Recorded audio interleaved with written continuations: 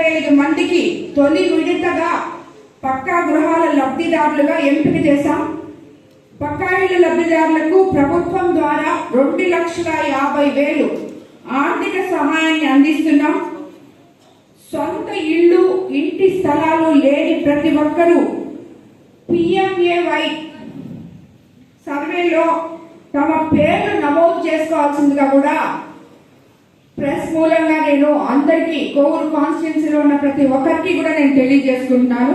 మరి ఇంకోసారి చెప్తున్నాను, సొంత ఇల్లు, ఇంటి స్థలాలు లేని ప్రతి ఒక్కరూ PMAY సర్వేలో తమ పేర్లు నమోదు చేసుకోవాల్సిందిగా విజ్ఞప్తి చేస్తున్నాను. ఇంటి స్థలాలు కావాల్సిన వారు కూడా మీరందరూ సమీప సచివాలయంలో మీ పేరు నమోదు చేసుకోవాలి.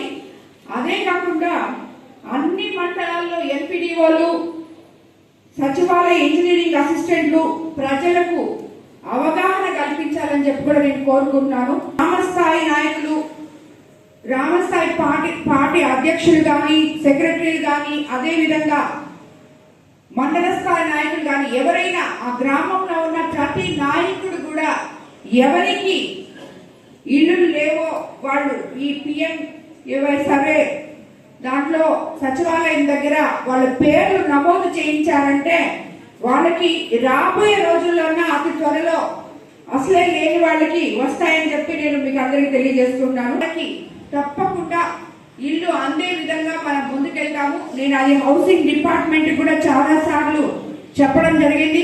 అలాగే ఇంటి స్థలాలు కూడా రెవెన్యూ డిపార్ట్మెంట్ కూడా చెప్పడం జరిగింది. ప్రతి ఒక్కరు కూడా సరిగ్గా చూసి చేయాలి అని చెప్పి, కాబట్టి ప్రతి ఒక్కరికి కూడా ఇల్లు తప్పకుండా ఇవ్వడం జరుగుతుంది.